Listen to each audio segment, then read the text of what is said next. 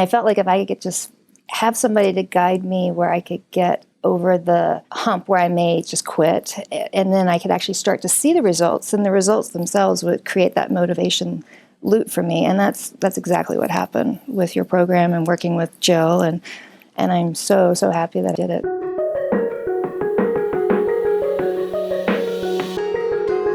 Hey, it's Mike from Muscle for Life and Legion Athletics. Welcome to another episode of the podcast. And this time around, I interview Wendy Dinkins, who is a recent graduate of my 90-day transformation coaching service, which helped her cut fat, gain muscle and strength, and significantly transform the shape of her body, which was something she was very surprised about in just a few months. Now, before finding her way to me and my work, she had been working out for years and she had tried many different things. Most recently, she had spent 9 months working with an in-person trainer only to see no real change in her body, which of course was incredibly frustrating and disappointing. And even more so, at that point, she feared that maybe she would never have the type of body that she really wanted. Maybe she just didn't have the genetics, or maybe, she's 46 years old, so she thought maybe that was the problem. Maybe age was working against her, hormones were working against her, or some other kind of boogeyman was in the way. Then, though, she found my book for women, which is Thinner, Leaner, Stronger. She gave it a read, and she liked what it had to say, even though she thought it was probably more true for maybe women in their 20s and 30s than women in their 40s, 50s, and beyond. But she decided to find out more about me. She learned about my coaching service and signed up, figuring that, hey, she might as well go all in. If she's going to try it all at this point, just go all in. And that doesn't mean she didn't have doubts, though. She did have doubts after signing up. She was actually pretty sure that it wouldn't work because everything else she had done hadn't worked, but it also was very different than everything else she had done. So she decided to hang in there and just see how it goes, see how it pans out. And as you will hear in this interview, my team put together a custom diet and exercise program for her and her goals. And within the first 3 to 4 weeks, she realized that she had made a very good decision because she was actually starting to see real changes in her body, the changes that she had been chasing for years, really. And she knew at that point that all she had to do to reach her ultimate goal was to just stick to the principles, stick to the program, keep showing up, keep putting in the work, keep working with her coach. And in this interview, Wendy is going to walk us through her whole story, and she's going to share the big lessons that she learned along the way, including how she overcame her initial reluctance to go to the scary side of the gym, the free weight section with all the smelly, sweaty, grunty guys. So if you are in the middle of your own transformation, then I think you're going to find this interview encouraging and motivating. This is where I would normally plug a sponsor to pay the bills, but I'm not big on promoting stuff that I don't personally use and believe in. So instead, I'm just going to quickly tell you about something of mine. Specifically, my one-on-one coaching service. So the long story short here is this is the personal coaching service that I wish I had when I started in the gym many years ago. Every diet and training program that we create for clients is 100% custom. We provide daily workout logs and do weekly accountability calls. Our clients get priority email service and discounts on supplements, and the list goes on and on. Furthermore, my team and I have also worked with hundreds of people of all ages, circumstances, and needs and goals. So no matter how tricky you might think your situation is, I promise you, we can figure out how to get you results. If I have piqued your interest and you want to learn more, then head on over to www.muscleforlife.com/coaching and schedule your free consultation call now. I'll tell you, there's usually a wait list and new slots fill up very quickly. So if you're interested at all, don't wait. Go schedule your call now. Alrighty, that is enough shameless plugging for now, at least. Let's get to the show. Hey, Wendy, thanks for coming on the show. I appreciate it. My pleasure. All right, so let's start this conversation with a little background information on you. And can you just tell me and tell the listeners where you were at before you started the coaching service, what you had also done previously, what had worked for you, what didn't work for you, and why you wanted some help? So basically I had decided that I wanted to get in shape. And it was probably like maybe the 12th time I decided I was going to get in shape. And this time I mean it. I had tried different stuff. I had done the bar method, worked with a personal trainer for like 9 months at a gym. Wow. I know. Yeah. How did that go? Not good actually. I spent a lot of money and I couldn't see any difference in my body at all. And each week it was something different. I guess they call it muscle confusion. I felt like it was more like client confusion. And she had me doing like a lot of high reps with really light weights. I didn't see anything. And we never really talked about diet. And I think diet is a big component of getting I don't know why that is. That's just so common I see it in the gym that I go to now. I've not heard a single trainer say anything about diet once. And I just don't understand that at all. Yeah. Or in the past, if they have spoken about diet, again, I'm just as generalization, obviously, but the vast majority of the time, it's something very kind of just vague. It's kind of like an eat clean kind of thing. Like, yeah, just, eat, don't eat sugar and just eat clean foods, whatever that means. Right. Yeah. Get a little protein with your breakfast type thing. So basically I probably was spending $600, $700 a month. I couldn't tell any difference in my body. And so I quit that. And then, fast forward probably like 9-10 months. I was like, oh, I need to do this. I didn't feel good in my skin and the way I looked. And so I went to my local gym. It was a different one, actually, than where I was working out with a trainer. I didn't have a plan. I was basically just kind of bouncing around from machine to machine. And this girl walks in, and she looked amazing. Like, I was like, I want to look like her. So she walks in, and she walks right by me and all the machines, and she goes over to the corner, and she starts warming up on the squat rack. And I just watched her. I was just kind of mesmerized, like, wow. And she put on some big weights. Like, she had 45s on and she's doing squats. And she wasn't big. Like, she just looked great. And I thought, well, maybe I need to learn how to lift weights. So I leave the gym, I go home, and I hop on Amazon and I start looking for videos or books specifically about women in weightlifting. And I found your book, and I read it like a novel. It was really well written, and I was all supercharged about it. And I was like, I'm going to do this. And then I found out that you had the program, the 90-day program, and I signed up right away, like that night. I'm like, all right, I know myself. Like, I need the accountability, and I didn't want to mess around. I just was like, I want somebody to guide me through this. I don't want to have to like figure anything out. Even though the book, you lay it out really, really well, I felt like in the past, even though I thought maybe I knew what I needed to do in the past, and I don't know, obviously I didn't do it. So that kind of spoke to my motivation level.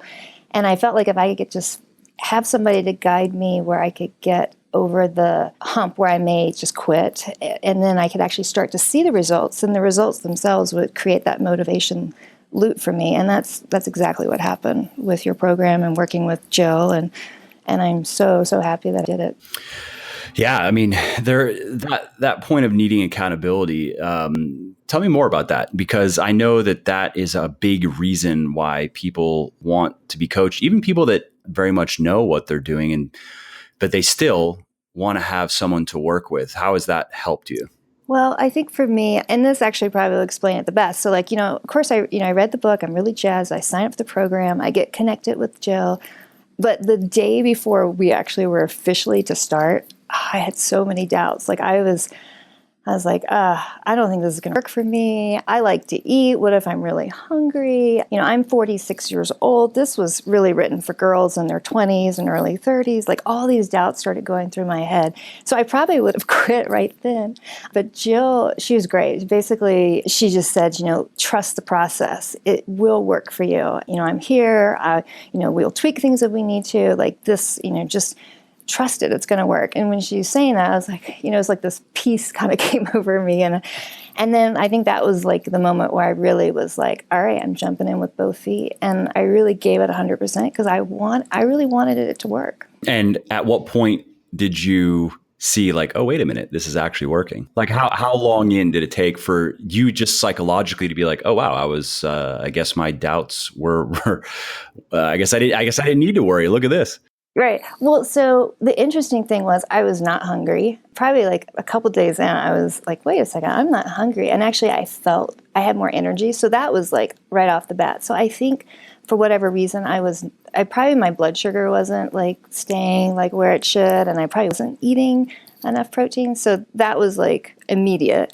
Physically, like looking in the mirror, like probably 3-4 weeks, I was like, whoa, I've got some muscles popping here on my, my arms and this. It happens very fast. It's so good to have somebody there to just, because I knew every day I was checking in with her. I wanted to do like a good job for her and for me. Absolutely. And tell me a little bit about what kind of program did you guys or what was put together for you? I actually don't have it here on the document, or I would know that. So like how many days a week were you training? Because what I want to get at is I want to know, okay, so what did you set out to do in the beginning? And then did you have to make changes along the way? Both, I guess, on the diet and on the training side. Did you run into obstacles in the gym or outside of the gym? And how did you get around them? Yeah, so basically, in your book, you said 5 days is optimal, 3 to 5 days. So, I'm like, all right, I'm going to do it 5 days. And I wasn't sure that I could do that because I was like, oh, that's a lot of time going to the gym. But I actually really look forward to going to the gym now. Like, that's kind of my meditation, so to speak. It was 5 days of training. Some of the days, they're just really quick. The body parts are different. Legs and butt is, a little longer. For me, as far as obstacles, there was a couple extras. I had like a shoulder injury, so I was like hesitant. I didn't want to hurt that. And my knees, I had like issues with my knees. And so for the shoulder injury, we just came up with some alternate exercises that would work to do shoulder exercises. Those work great. I don't have any problems with that. And ironically, for the knees, once I started squatting, I don't have knee issues now. My body feels the best now than it has in a really long time. I used to have to get a lot of massages because everything kind of was hurting and didn't feel good in my back. And now, I don't need to do that. Probably from just muscular imbalances, muscle tightness. Yeah. Like, for example, if your quads are too tight, that can give you knee pain, like in the patellar tendon in particular. Or if your hip flexors are too tight, that can pull on your back. Like if you don't have actually some form of arthritis, there's nothing structurally wrong really with your knee. It could have been due to whatever you were doing in the past. Like for example, a lot of people's lower body training and leg training tends to be a lot more quad dominant than hamstring dominant. And that alone can cause knee problems. And also having a weaker lower back, because, a lot of people don't deadlift or do good mornings or do really much of anything for their lower back muscles. So simply having stronger leg muscles, especially stronger hip muscles, but weaker lower back muscles, that can cause issues. So, it's not surprising that by getting back to basics and kind of doing exercises that increase whole body strength more proportionately, as opposed to, more isolating one particular muscle at the expense of another, helped with that. Yes, I totally agree. I think that was exactly what was happening. And on the diet side of things, so you mentioned that you like to eat and you were afraid of being too hungry, and that wasn't the case. So how did that play out? What kind of meal plan was put together for you? And how did it work? Did you make any changes along the way? Yeah, so Jill put together a meal plan for me that had me eating much more frequently than I was. And it was a little bit more protein than what I was originally probably consuming. I wasn't tracking it before, but my guess was I was probably pretty heavy on carbs, fat, then protein would have been the third one that I was consuming. So this was a change for me. But what I found is my cravings. What kind of proteins, by the way? Or what sources of protein did you like to eat? Because I just having experience working with a lot of women that go exactly from that, a higher carb, higher fat, low or very low protein diet. Oftentimes it's because they don't really like to eat a lot of meat. I wouldn't even say we have to get creative, but we just take that into account. Okay, so if we had, let's say we're just going to have one serving of maybe 4 ounces of chicken a day, but there are, of course, many other sources of good protein. It doesn't have to just be meat, or it doesn't even have to just be animal products either. Right, yeah. Actually, I do. I actually like eating meat. I think I just was being lazy. And so like, it's just, I get hungry and I'd be like, oh, I'll just have like a bagel so I wasn't really being very mindful with eating. So the stuff that I was eating on the program was chicken breast. I learned how to make really good, tender chicken breast. That was important.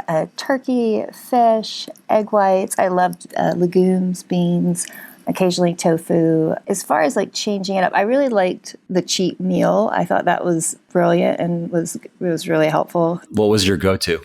Actually, it was funny. I was pretty good even with my cheat meals. So like I would do like a lobster roll. Of course, the bread had like kind of put that with butter in the fry pan, or like trout, like a smoked trout salad on like bread. And I never like pretty tame. Pretty tame, yeah. I never completely went to the dark side. I didn't do like cheesy pizza or stuff like that. And did you find that you didn't really feel a desire to because you weren't generally hungry or didn't feel restricted in your day-to-day eating? Both. I was not hungry and the cravings really went away for me. This is like one of my things I used to do, which kind of sometimes grosses people out. But like I had this really strong like craving for, have you ever had Kerrygold butter? Do you know what that is? Yeah. That's my wife's chosen. That's the brand she likes, Kerrygold unsalted. Oh my gosh. So like, I just think that's like tastes the best. So sometimes I would just like go in the fridge and just take off like pretty good, not gigantic, but definitely like, we're talking probably like a tablespoon of butter, and that I would just eat that. So that's, you're the first person that I've ever known that likes to eat butter straight up.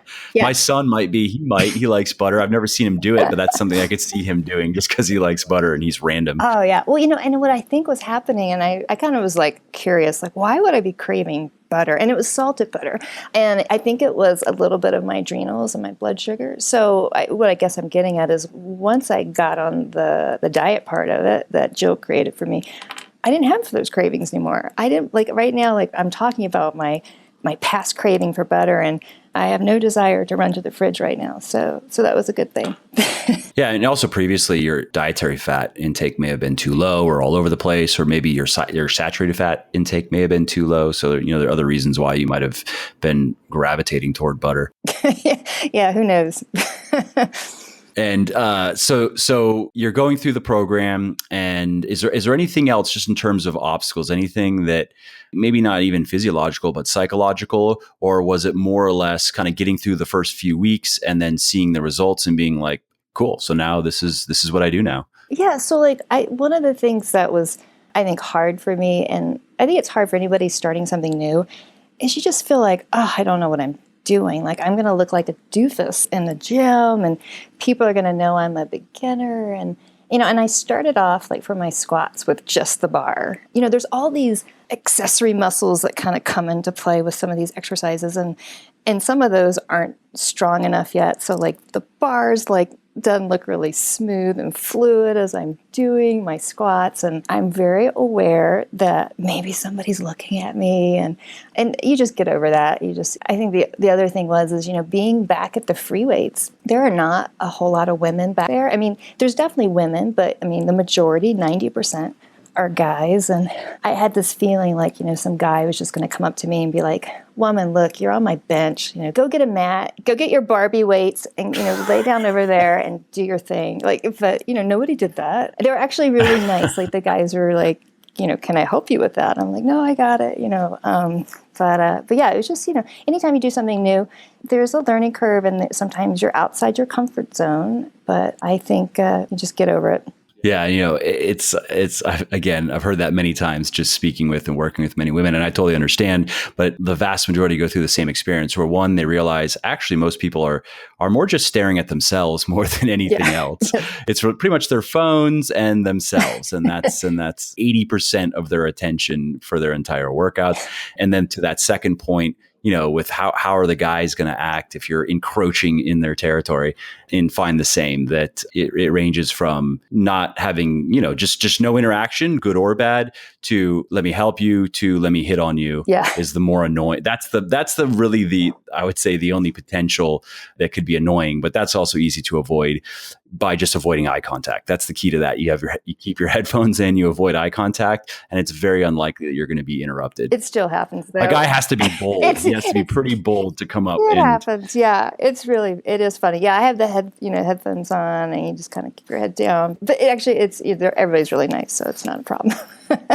Yeah. And at what point did you start feeling like you, let's just say a little bit less self-conscious? Because in the beginning of anything, it kind of sucks to suck and you can just embrace it. I mean, of course, it's just a matter of being like, yeah, I suck at this. I probably do look kind of silly, but so has everybody else. We've all been here. So whatever, who cares? I'm just going to do my thing. And then though, as you start to gain some proficiency, you just lose that thought altogether and it just becomes a part of your routine. How long was it within that first month or so? Yeah, definitely within the first month. It goes away pretty quickly. Probably like the first 2 weeks that you're very aware. By that time, you've kind of gone through the routine twice. I really went back and I watched the videos and I guess I'm a little anal. So I had my husband videotape my form. Like I wanted to see okay, no, I'm doing this right. And this feels good. And each time I was in the gym, I was getting stronger. It kind of reminded me of kindergarten and the gold stars. I was getting gold star every time I went into the gym because the weights were going up, the reps were going up. And that was another kind of motivating feedback loop. This is working. Last week, this was hard. This last rep was hard. And this week, I crushed it. Yeah, that's, again, I think the majority of the motivation, especially in the beginning, comes from that. It comes from results, comes from what you see in the mirror, comes from what you see in the gym. And then it becomes something, like you said, where you're looking forward to your workouts every day because you know that you're going to get that gold star. And to that point of working on camera, that's a very important point. And it's something that actually I'm going to make a note because I'm going to be working on third editions. I want to update Bigger, Leaner, Stronger and Thinner, Leaner, Stronger. I mean, they're in really good shape, but I do want to add some information, see if I can actually trim them down. They're a bit long, but that point of working on camera is hugely beneficial with any sort of physical activity, actually, where there's a technical aspect to it, whether it's weightlifting or golf. I mean, I say that personally because I've played a lot of golf and that was a huge part of building a good golf swing. I don't think it would have been possible if I didn't work on camera. Yeah. Obviously a golf swing is more intricate than a squat, but I don't know if this was your experience, but what you generally find is, especially in the beginning, and I would say probably on your squat, overhead press, deadlift and bench press, kind of like your big movements, what you think you're doing when you're doing it is not what you're doing when you look on camera. And you have to make some adjustments that actually feel weird at first, but are correct, and adjustments that you probably wouldn't have otherwise made because it just would have felt weird. You start out doing those movements however you do them for whatever reason. It's your best attempt at duplicating what you see. But then when you see what you're doing, you're like, oh yeah, that's it's okay, I guess. But we make some big changes.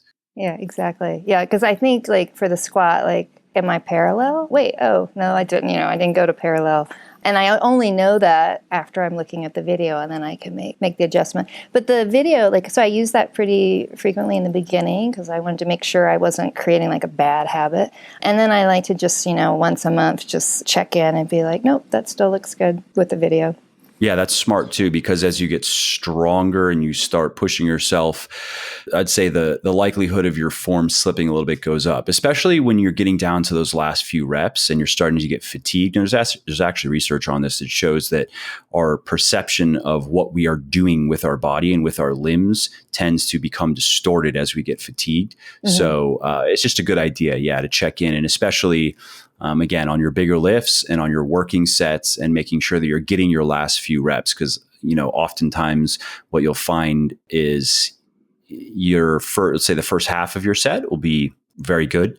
And then things can degrade from there to where maybe your last rep or two are not terrible, but, are not where you would want them to be. And so then that's I'd say the second phase of ingraining proper form is when it starts to get hard. Yeah, it does. And I think for me, my squats have continued to go up. There was a 2-week period where they kind of stayed about the same, but and I still look forward to leg day, but maybe not as much as I used to because, I'm getting spanked each time I go in because I'm really I'm adding the weight, maybe, 5 pounds every couple weeks instead of 5 pounds every time I'm going in. Yeah, and it slows down as time goes on. And you have to work harder to continue making progress. But one of the motivating factors of that, even though, is depending on where you want to go with your physique. I would say for most women, if we're talking weightlifting in particular, it's probably maybe a year and a half or 2 years of steady work, and they're pretty much where they want to be. And then it's a matter of, at least in terms of muscular development, and then it's a matter of just getting down to the body fat percentage that they want, which again, in my experience, seems to be somewhere around 18 to 20% is where most women seem to be happiest, not just with what they see in the mirror, because that's the point where you have abs, you have muscle definition in your arms, you have muscle definition in your legs, but you don't look jacked. You know what I mean? Yeah. You look more athletic, and it's also, you still get to eat a fair amount of food, and especially if you stay active, as opposed to, trying to be very lean. So as a woman, if you're trying to maintain, let's say something like 14, 15%, you have to almost just be neurotic with your food intake. You're going to always be measuring everything. You're going to have to stay very active. You're going to not really probably want to go out to restaurants much. And, it's just, is that boring. lifestyle? Yeah. It's just, there's a trade-off there. Like Right, if you really like being shredded that much and you're willing to sacrifice all that, then that's fine. But I'd say also it's not, I just don't generally recommend it, because psychologically, I feel like that tends to lead to eating disorders and body dysmorphia. I wouldn't say more often than not, but it can become a slippery slope. So it's just all around better to take the athletic look and be happy and enjoy your life, as opposed to, living for Instagram shots. Not even that you can't be on Instagram. You can look great on Instagram, but it's just the bar is so high on social media because you have so many people that are just kind of mentally ill about it. And then you have a lot of drug use as well. So sometimes you can get into that trap where you're looking and you're like, oh shit, like that'd be cool to look like that. But you don't realize really what that is going to entail. Yeah. And I mean, I guess everybody's got their own idea of what they want to look like, but that was never, for me, looking really that ripped. I like the softer curves with the athletic look and the muscles. Yeah. And so where do you go from here? So what's your plan now? Well, so I maintained after the program with Jill, and then I decided that I wanted to do a bulk. And so I signed up for the continuation program, and I'm working with her now. I'm only like 2 weeks into it. It's good. I feel like I told her again, I'm like, it feels so good because I just know I'm in good hands, and I don't have to not that I don't have to think about it at all. I mean, I am thinking about it, but I don't. It's just I know it's taken care of. So yeah, so she created a new diet for me. I'm just still hitting it hard in the gym, trying to get my weights up, and we'll see, in a few months where I am. Nice. And are you feeling the extra calories yet?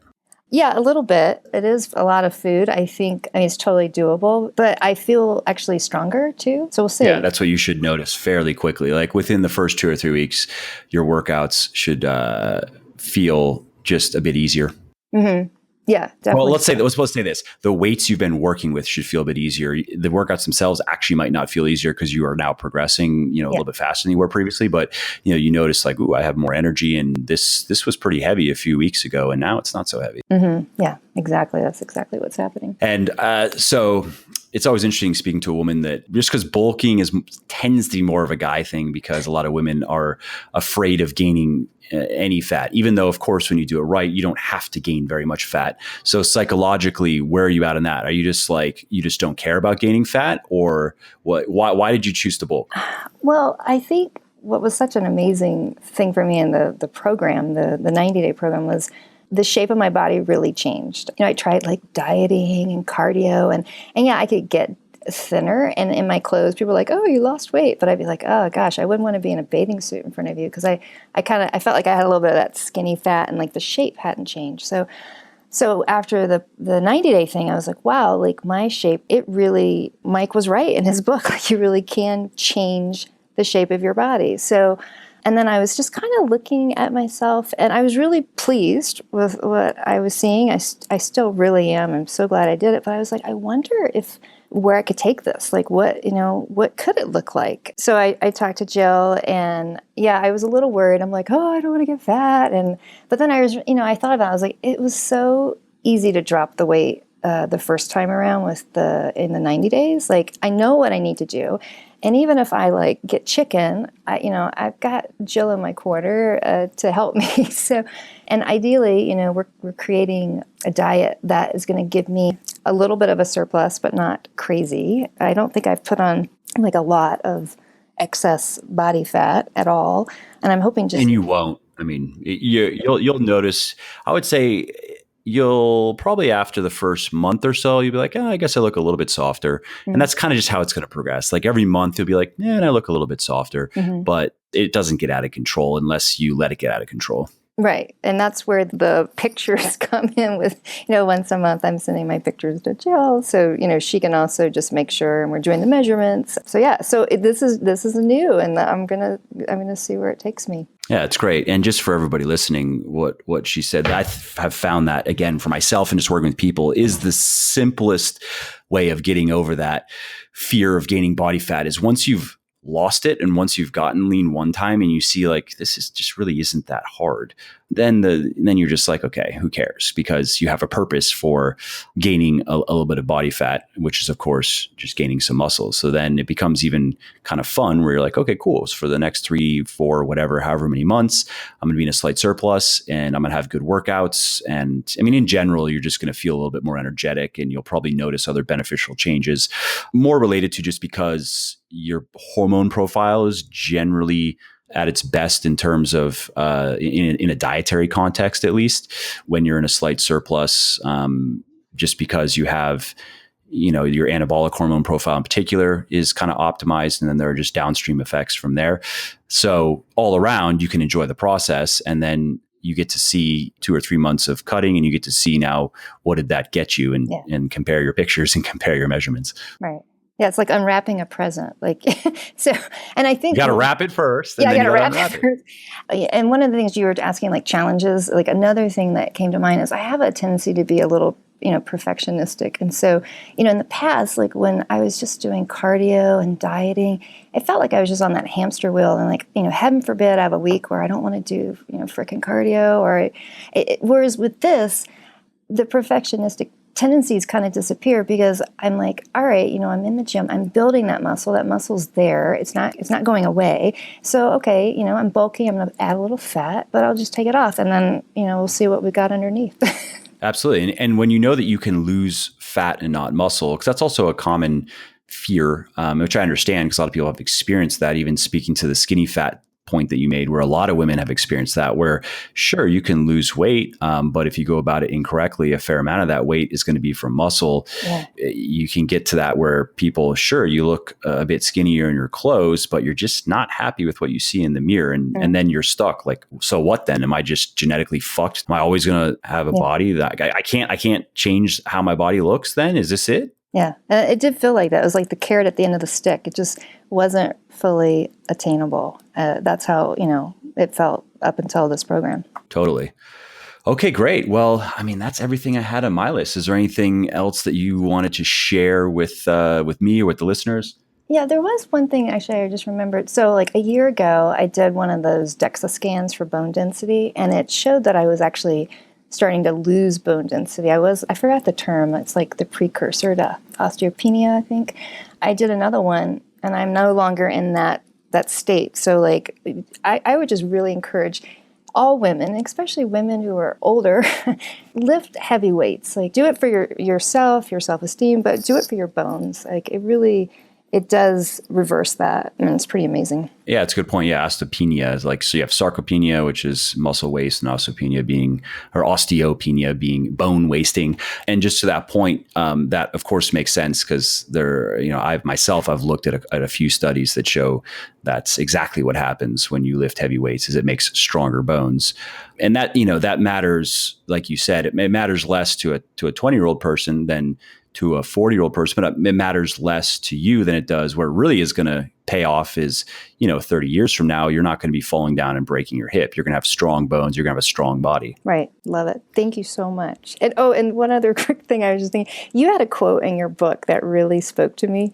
I'm probably not going to get it verbatim, but basically you said, in 90 days when you look in the mirror, you're going to be like, I'm so glad I did this. Or you're going to say, I wish I had. And it was always the second one for me up until your program. So I really appreciate you, and I appreciate Jill, and I'm really glad that you wrote that book and that you're doing this. So thank you. Absolutely. Thank you. I appreciate the support, and I appreciate taking the time to do this.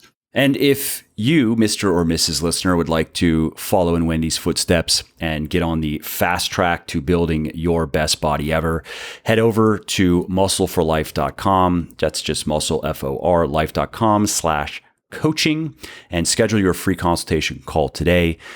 Talk to my director of coaching, see if this program is a good fit for you. And if it is, then we would love to help you. So again, head over to muscleforlife.com/coaching. Check it out, learn about the program, and if it sounds good to you, then schedule your free consultation call and let's go from there.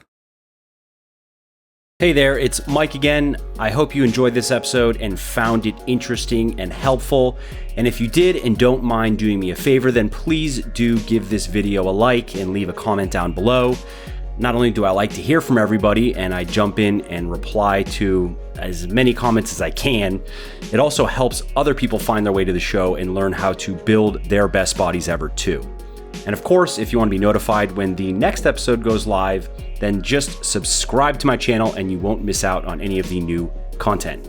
Lastly, if you didn't like something about the show, then definitely shoot me an email at mike@muscleforlife.com and share your thoughts on how you think it could be better. I read everything myself, and I'm always looking for constructive feedback, so please do reach out. Thanks again for listening to the episode, and I hope to hear from you soon. And lastly, this episode is brought to you by me.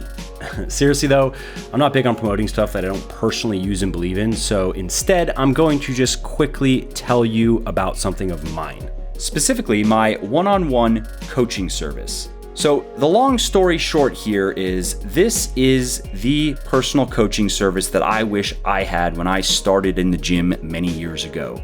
Every diet and training program that we create for clients is 100% custom. We provide daily workout logs and do weekly accountability calls. Our clients get priority email service and discounts on supplements, and the list goes on and on. Furthermore, my team and I have also worked with hundreds of people of all ages, circumstances, and needs and goals. So no matter how tricky you might think your situation is, I promise you we can figure out how to get you results.